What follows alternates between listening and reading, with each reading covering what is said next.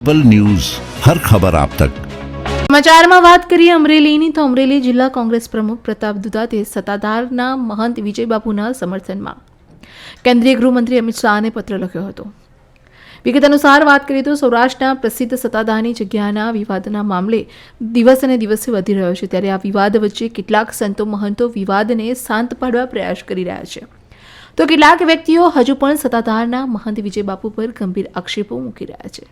ત્યારે સંતો બાદ રાજકીય નેતા પ્રતાપ દુધાત સત્તાધાર મહંત વિજયબાપુની સંગાથે આવ્યા છે અને સત્તાધારની મામલે અમરેલી જિલ્લા કોંગ્રેસ પ્રમુખ અને પૂર્વ ધારાસભ્ય પ્રતાપ દુધાતે કેન્દ્રીય ગૃહમંત્રી અમિત શાહને પત્ર પાઠવ્યો છે, જેમાં જણાવ્યું છે કે ગુજરાત ધાર્મિકતા સાથેની લાગણીથી જોડાયેલ રાજ્ય છે અને સંતોની ભૂમિ છે, ત્યારે સત્તાધાર એક આસ્થાનું કેન્દ્રબિંદુ સમાન છે। તેમાં ખાસ કરીને સૌરાષ્ટ્રના સત્તાધાર સાથે અમરેલી જિલ્લાની જનતાની ધાર્મિકતાની લાગણી સાથે જોડાયેલ છે, ત્યારે સત્તાધારનું નામ બદનામ થાય ત્યારે દરેક સમાજના લોકોની લાગણી દુભાય છે।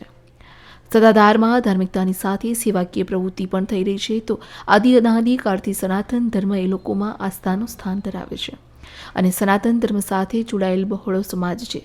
ત્યારે પરમ પૂજ્ય મહંત વિજયદાસ બાપુ પર પાયાવિહોણા અને કોઈપણ પુરાવા વગરના ખોટા આરોપો મૂકીને વિજયબાપુ તેમજ સનાતન ધર્મનું અપમાન કરવામાં આવ્યું છે, ત્યારે આ સમગ્ર ઘટનાની સામે સીબીઆઈ તપાસ કરવામાં આવે અને વિજયબાપુ સામે ખોટા આરોપો મૂકનાર સામે કાયદાકીય કાર્યવાહી કરવામાં આવે તેની યોગ્ય તપાસ સીબીઆઈ દ્વારા કરવામાં આવે તેવું પ્રતાપ દુધાતે જણાવ્યું હતું। રિપોર્ટર ઇમરાન શેખ, અમરેલી। સત્તાધારની જગ્યા બારામાં અમિતભાઈ શાહને સીબીઆઈની તપાસ માટે પત્ર લખ્યો છે। શા માટે?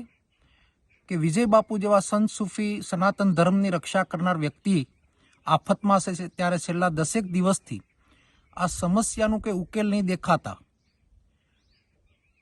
સરકારશ્રીને વિનંતી કરીશ કે પાયાવિહોણા આરોપ લગાવનાર વ્યક્તિ ઉપર કાયદેસરની કાર્યવાહી થાય અને સીબીઆઈ તપાસ થાય અને જે ધર્મપ્રેમી લોકો સત્તાધારની સાથે આસ્થાથી જોડાયેલા છે એ લોકોના શ્રદ્ધાના વિષય ઉપર કોઈ સંદેહ ઊભો ન થાય, ત્યારે તાત્કાલિક ધોરણે સીબીઆઈ તપાસ થાય અને સીબીઆઈ તપાસથી આરોપ લગાવનાર વ્યક્તિને પૂછપરછ થાય અને આની પાછળ સંસ્થાને હડપ કરનાર વ્યક્તિ કોણ છે એને બહાર લાવી અને કડક કાર્યવાહી કરવામાં આવે એવી લાગણી વ્યક્ત કરું છું।